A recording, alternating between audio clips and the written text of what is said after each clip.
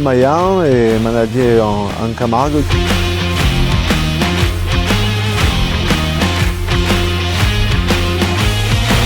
La manade Fabre-Maillan, du coup, elle a été créée en 1954 par mon grand-père Marcel Maillan et Francis Fabre. Voilà, ces deux personnes qui ont créé la manade avec des origines, nous, de la Hauplière et Granon. Ça nous a permis d'avoir maintenant, je pense, une race à part entière, parce que bon, ils ont travaillé sur cette sélection depuis 1954 à l'aide bien sûr de mon oncle Pascal et de Jacques, mon père. Voilà, et puis moi donc, je reprends la manade maintenant depuis 2022, donc jeune manadier.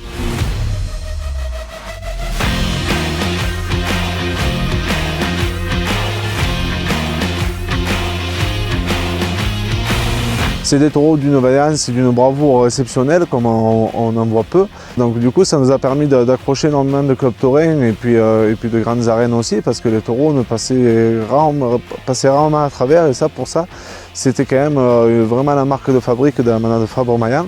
Et c'est vrai que ça a permis vraiment dans les années 60-70, avec bien sûr Rami qui a permis vraiment de propulser la manade au plus haut niveau, parce qu'il a été Béo d'Or en 69 et 71. Après, mon père et mon oncle, donc Pascal et Jacques, ont su reprendre les rênes avec Hélène Fabre, et donc à partir de là, créer aussi, mettre un petit peu plus de méchanceté peut-être dans notre race, qui a permis d'avoir des taureaux un peu plus spectaculaires. Moi, je pense souvent à Serre et moi, qui a marqué en tout cas mon esprit, et je pense bien d'autres, parce que c'était un taureau voilà, avec d'une vaillance, d'une bravoure exceptionnelle, comme je le disais, mais aussi voilà, barricadière, comme pas beaucoup de taureaux l'ont été. Et puis Pasteur, bien sûr, en 2009, où il était un taureau assez complet, très cocardier, mais aussi barricadier.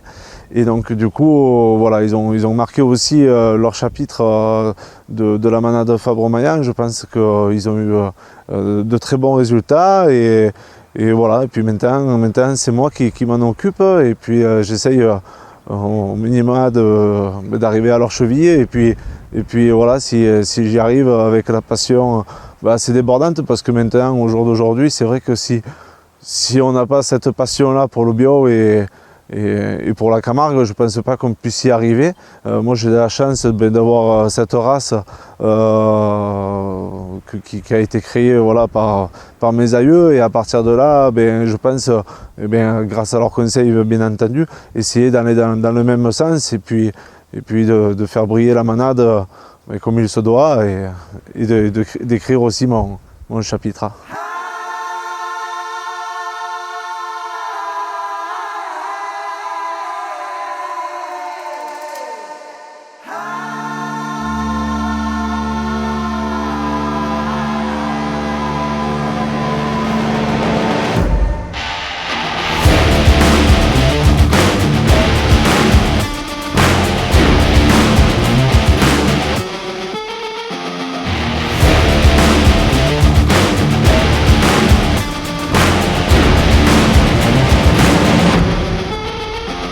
J'ai eu une chance inouïe de reprendre la manade à un moment où en fait les taureaux sont quand même très intéressants. On a beaucoup de taureaux jeunes qui excellent ou qui sont bons dans les arènes, donc ça c'est quand même une grande chance d'avoir fait ça, d'avoir ça. Bon, après c'est vrai que moi je suis avec mon père et mon oncle depuis plus de 10 ans, et que du coup j'ai mis aussi ma petite touche, mais je pense que voilà, c'est le travail en amont qui maintenant arrive.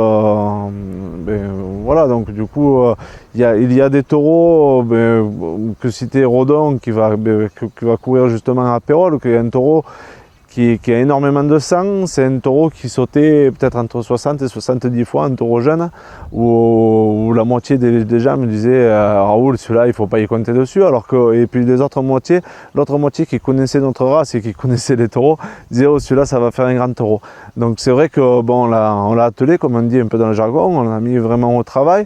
Maintenant on voit qu'il y a des résultats. C'est un taureau qui est allé dans toutes les grandes arènes, dans toutes les grandes pistes du Languedoc et de la Provence. Provence. Donc c'est vrai que pour nous c'est un taureau voilà, qui a un excès de sang, mais par contre qui se retrouve à être très spectaculaire, à être très bon. Voilà. Puis après il y a son frère Poker. Comme son nom l'indique, c'était un peu un coup de poker, c'était un taureau très méchant qui avait beaucoup de sang aussi, et puis qu'on a mis un peu dans le grand bain au bout d'un moment parce qu'on s'est dit sinon on ne va pas arriver à sortir ce taureau-là. C'était un taureau voilà, il a fallu le mettre un peu dans le bain un peu aussi fort pour qu'il puisse en fait en gros c'était un coup de poker, si ça passe ou ça casse quoi. Donc ça pour nous. Voilà, donc, et maintenant c'est pareil, il va dans toutes les grandes pistes là, de la région, donc ça c'est un taureau qu'on y compte dessus aux As. Et puis après il y a ces taureaux comme les tarots que depuis l'an passé, on avait déjà vu, même au début de sa carrière, que ça allait être un bon taureau. Là on voit qu'il a fait des grandes pistes, des petites pistes, dans tous les contextes il excelle. C'est vraiment un taureau sur lequel on compte énormément, un taureau très intelligent, très barricadier, qui tient les planches, un taureau assez complet qu'on aime beaucoup. Et puis après, il y a aussi des taureaux comme Palerme qui vient aussi justement à Pérol, et un taureau qui brille par sa méchanceté, par son intelligence. Voilà, un taureau comme je les aime, c'est vraiment un taureau voilà, qui va se dédoubler au 3e rasé, qui va dans les séries, c'est vraiment un taureau qui va à la masse, c'est vraiment un taureau, voilà, il est vraiment typé mentalement, enfin on va dire son type mental vraiment de la manade, et ça c'est chouette. Et puis après il y a des taureaux comme Amphis aussi qui s'était relevé il y a quelques saisons, qui a eu une blessure, et puis là qu'on a remis. Amphis c'est pareil, c'est un taureau, voilà, son frère c'est Palerme, c'est un taureau voilà, qui se bat énormément, plus ça va aller, plus il va être bon, et puis après il y a des taureaux comme Riège derrière qui arrivent, des 800, Riège où j'ai beaucoup d'espoir dessus parce que c'est un taureau pareil assez brillant, voilà, qui est méchant, il nous revient dessus en piste, il est assez compliqué à mener. Les 900, les 0, les 1000, ce sont déjà des taureaux qu'on a fait courir et qu'on voit vraiment de grande qualité, donc on est assez confiant pour on va dire les 10 ans à venir si on nous laisse continuer notre course camarguaise et si on arrive toujours à la défendre. Et bien c'est vrai que si ça se passe bien, je veux dire, on est assez confiant pour le restant dans quelques années. Et puis voilà, après là on a un taureau comme Sauvage qui était un taureau entier, un petit-fils de Serre-et-Moi, un petit-fils de Serre-et-Moi, et en fait qui est un taureau aussi assez complet, qui malheureusement s'est blessé, il s'est cassé le bassin l'an passé. C'est un taureau vraiment qui était vraiment très très bon, et c'est un taureau voilà, que là ça fait 2 ans qu'il est sur les vaches, sur certains lots de vaches, et ça nous permet voilà, de créer aussi quelque chose, de mettre des taureaux comme ça pendant plusieurs années sur des lots de vaches.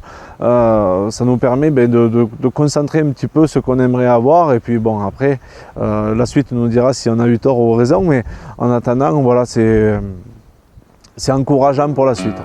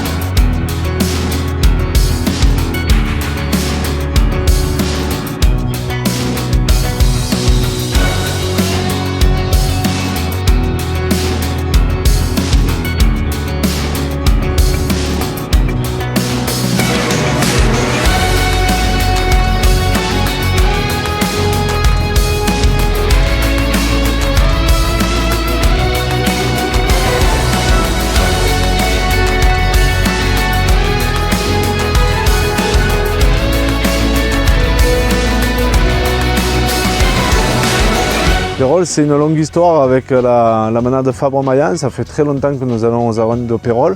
Ils nous ont toujours fait confiance.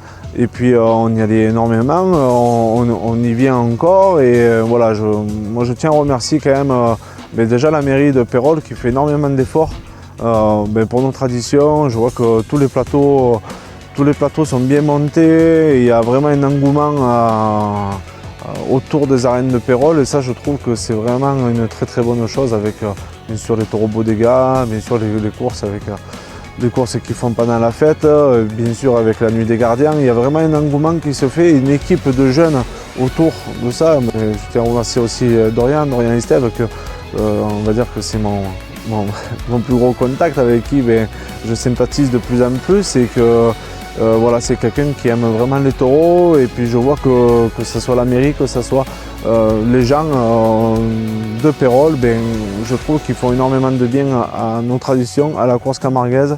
Voilà, ils aiment vraiment notre bouvine, ils aiment vraiment voilà, nos traditions, et ils ne le laissent pas juste au folklore. Vraiment, ils essayent de monter vers le haut, et je pense qu'on devrait être nombreux à arriver à aller dans ce sens-là, converger vraiment dans ces idées.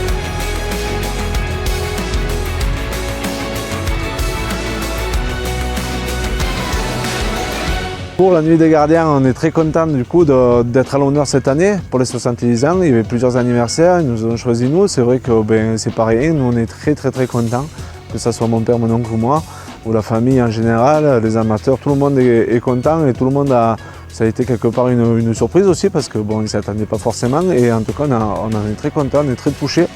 Et c'est vrai que moi j'aime beaucoup cette soirée, ça fait des années qu'elle a été mise en place, mais d'une manière voilà, très élégante, et surtout c'est une soirée qui reflète vraiment le travail du gardien. Pour moi c'est pas une Olympiade, c'est vraiment le reflet de ce qui se passe en pays. Les juges, les règlements, la mise en scène, je veux dire la capellade, le monde, on n'a qu'à voir.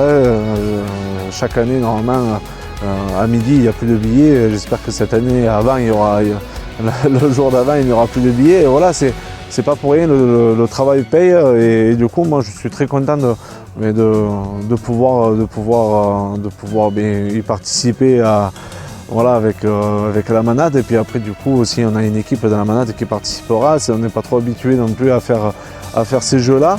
Mais étant donné que c'est vraiment, on va dire déjà l'élite un petit peu de ce qui se passe, et puis le reflet du travail du gardien qui se passe à Pérol. Donc du coup, il n'y avait aucun moyen de refuser, c'était complètement naturel de vouloir y aller. En tout cas, voilà, on est très touchés par les gens qui nous ont appelés, que ce soit la mairie, que ce soit toute l'équipe autour de ça, autour de la nuit des gardiens, et je suis vraiment reconnaissant.